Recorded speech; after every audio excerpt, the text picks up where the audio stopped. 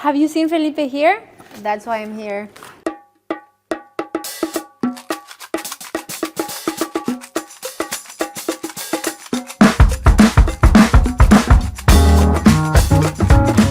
Let's check out what he has. I'm so excited.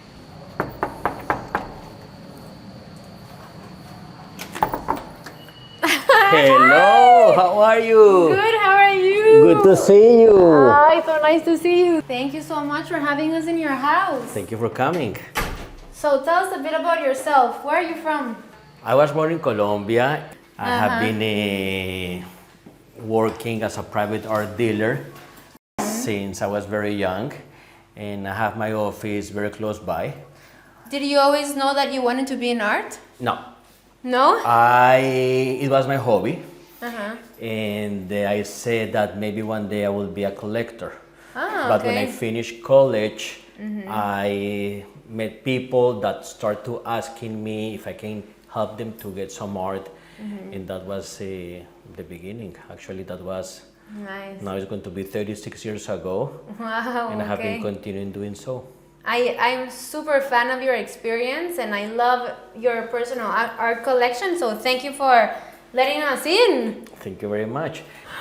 Oh my god! I can't believe this is a Botero. Yes. Have you worked with him very closely? With Botero, I have been working very closely for many years. I am one of his dealers, and according to him, I am one of the persons that have sold the most amount of Boteros, Wow. which I'm very happy and proud of. Uh-huh. And how has been your experience working with him? It's a fantastic learning experience. Uh-huh. He has been a great teacher for me in many aspects of life. Oh wow, I can't imagine working with him, and I'm sure you've worked with other artists. So And artists like which ones? I have been sold artists like Picasso, Warhol, Jean-Michel Basquiat, Wow. Keith Haring, Tom Wesselman, Frank Stella, Roy Lichtenstein, Americans and now Latin American masters, Claudio Bravo, Wilfredo Lam, Yeah. Roberto Mata. And I also see you like more modern type of art as well. I like to combine because definitely you have to have a incentive, something different in your house, not always the same thing. In this case, it's an artist from California. His name is Dennis Hollisworth, and it's very different than Botero because he has a lot of material going on in the canvas. He uses extreme colors, and actually here is like you are diving. I like it, yeah. I like that from afar it might look a bit flat, but while you approach it and you kind of look into it, you can see all the textures and all of the three-dimensionality it has. And it also mixes color very well because sometimes I feel these are not very traditional colors to mix, but here it looks fantastic. No, it gives you pleasure to see the combination because they talk. There's no fight of colors. Yeah. So even though you see that there's a lot of activity, it's for me it gives me peace of mind. I love it. So show us what else you have. I'm so excited. I would like to stop here in this artwork. It's a charcoal on canvas. It's another technique that the artist works, and I believe it's a beautiful, simple, elegant one because you see with the pencil how he does the artwork, and it's the raw canvas. Wow. It gives a lot of sensitivity, and definitely doesn't have to be the color to appreciate an artwork. He express to the viewer that he's able to have a communication in the different mediums that he works. I love that it's really unique to see something like this from him. With So it's the- not like it's like an unfinished work. It's just basically it was on purpose like this. It's purposely is like this. It's totally finished. Oh, wow. It's signed and Yeah. dated. And every time that you see an artwork by Botero, in this case, when the signature is in, it's because it's finished. Wow. It's not a study. This is a unique finished artwork. That's a great tip for you guys to know. And this looks like your cat. Actually, we have two cats, and I love to have this artwork with a cat because we are cat lovers. Uh-huh. I think we have to pose with a cat afterwards. Of course, we bring the cats. Continue. I would like to show you another type of a style that the artists have made. Here you can see a different subject matter. Of course, he does his inspiration is the real world. Okay, here you go with friends, you go to the bar, shop you world. drink, you have a musician on the background, and of course, it's a celebration for life. More sensual, of course, she has a breast out, but this is something that gives you pleasure, Yeah, of course, some I like kind it. of movement. So we're going to the bar afterwards and Of course, we can have. taking our clothes. Well, if you are very happy, you can do so. And for example, like when looking at a Botero, what should we look for those who don't really know about art? As I mentioned, he have different subject matters. So there's a still life. Okay, so they're always doing something that you would do in real life, Yes. basically. Yes, there's a still life painting. There is a single woman seated, and same Okay. thing with males. Or you Yeah. have a three people in the painting. Like for instance, the charcoal that we saw is Yeah. a single woman holding a cat. Ah, yeah. So it's like day-to-day life. It's not Okay. something that you will not see or imagine. Yeah. You could have a couple picnic. Yeah, it's lying- not surreal. No, It's something very yes, down to earth. Yes, something very real, something that it's part of you. And I love this like example like of every character here where you can see and he says like I don't draw chubby people or larger people. I draw volume. This is what he has Yeah. been saying always. He paints volume. Volume is the language in his work. And where did he get that from? Where is that inspiration? He said many times the inspiration came in the early 60s, late 50s. He was trying to paint a mandolin, which is like kind of a guitar. Okay. And suddenly, Kind of like this would be a yes, well, this is kind more of a guitar, yes, but but it was a mandolin, a little instrument, little bigger. And when he was going to make the hole, instead of making the size of the mandolin, Yeah. he did the hole very small. That's when he Yeah. saw the explosion of the volume. yeah, that's so true. Yes, And you can see it here because if he would have made maybe the hole bigger here, then the guitar would seem a bit more Real. life. Yeah. Exactly. Yeah, and I love like how they're so big, but then you look at their feet and they're mini. This is the part of the funny thing about it, the humor. Yeah. There's always some humor on the paintings. There's no strings here on the guitar. Yeah, Okay. that's so true. it's you leave it to your imagination. There is a mirror, but there's nothing that is reflecting. Maybe whatever is over there. There's the light bulb.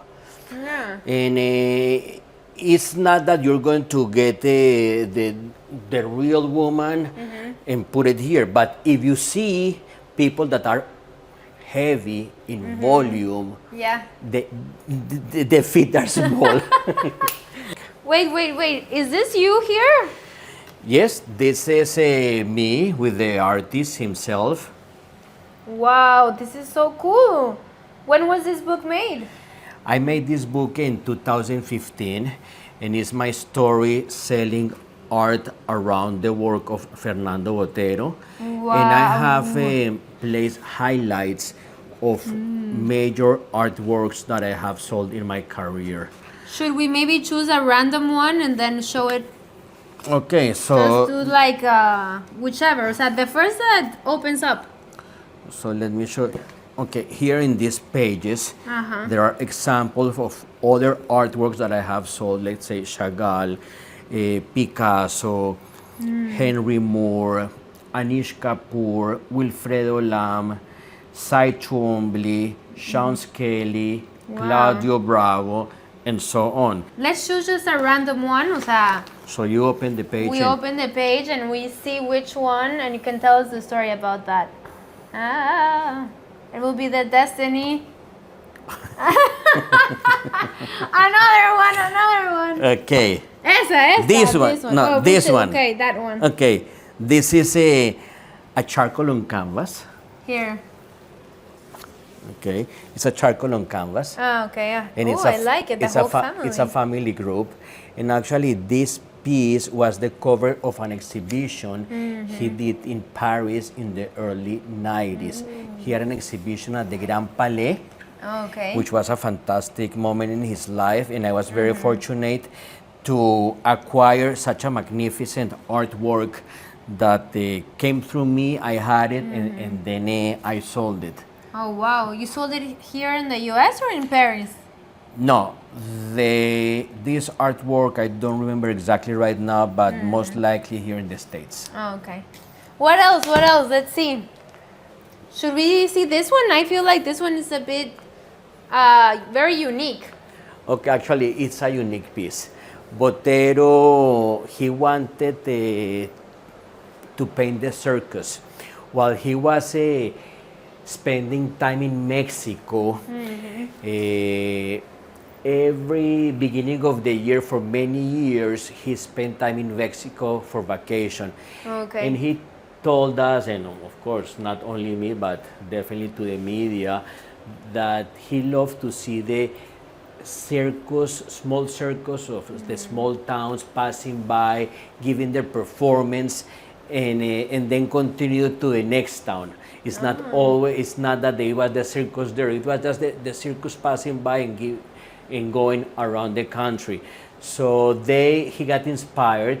They allowed him to go in, and actually, this is things that he saw, and then of course recreated in his own imagination. And the circus series on Botero was something that he really enjoyed. It was something different, even though this is from 2008.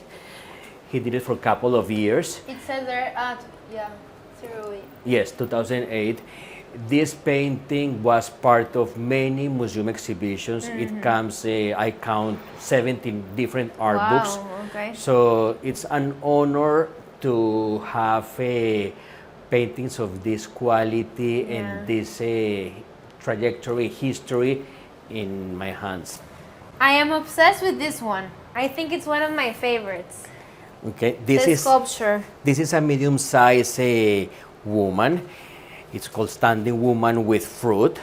She's holding a symbolic fruit here. What fruit is it? Do we know? No, it could be an apple or an Yeah. orange. Most likely, easy, simple, Or round. a peach?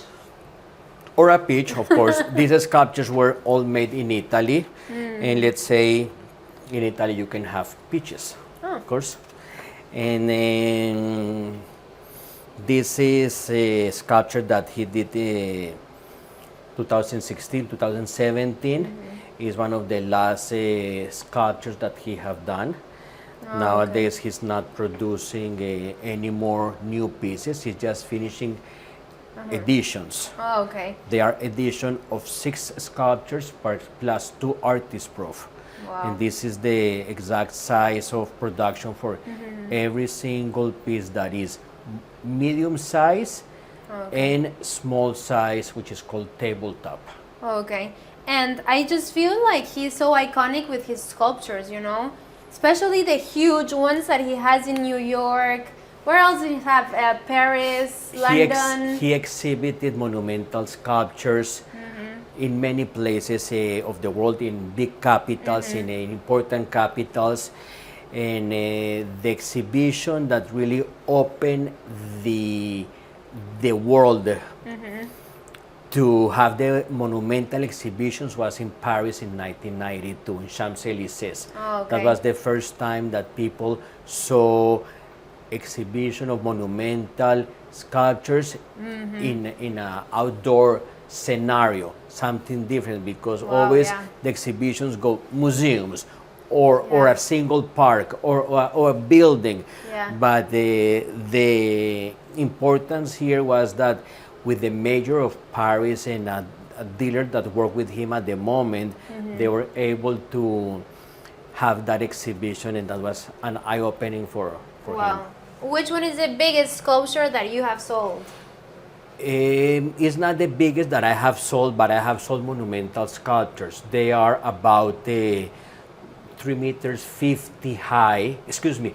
Yes, 3 meters 50 high or 3 meters 70 long.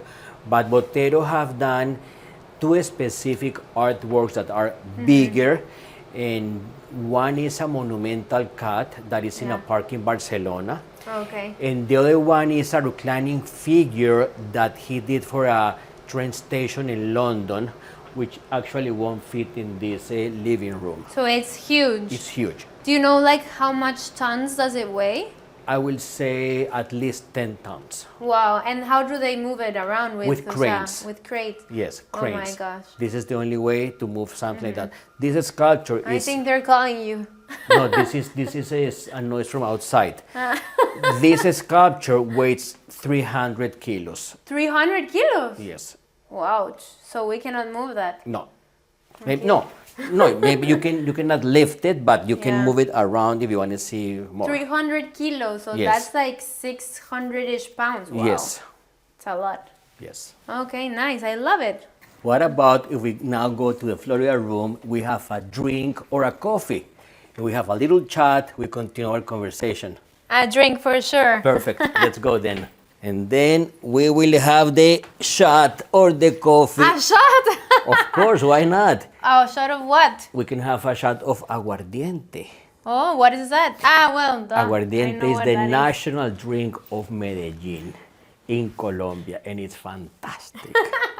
Okay. Ooh, what is this first? Wait. Oh la la. Okay, those are watercolors on paper by Fernando Botero as well, and this is exactly what he's doing right now. This is the works that he have been doing in the last 3 years.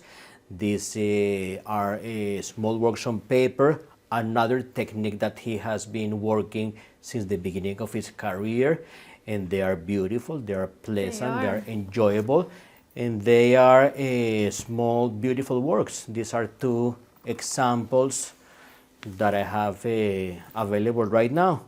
One is the musician playing violin, and here is a woman walking her dog. I love it. And these, you said these are like the ones he's working on at the moment. This is what he's doing right now. So whoever would get these would be like very special, no? Yes. Because they're very unique. They are unique. Actually, this is the uniqueness of the present moment. Ah, so nice. So we can have the 4 of us some shots. Of course, the 4 of us, the lady, the violinist, and you and me. All right, let's do it. Okay, so let's start.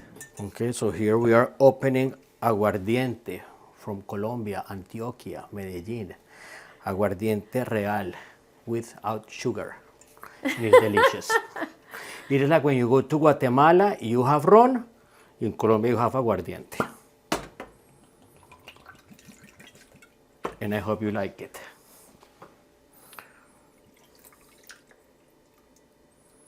Because it's delicious.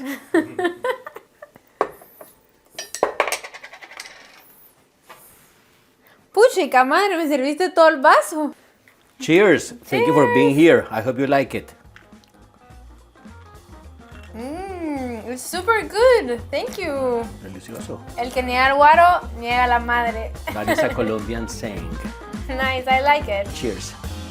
Thank you for coming. No, thank you so much. And I hope to see you another time. Yeah, and for more tips about Botero, we know who to call.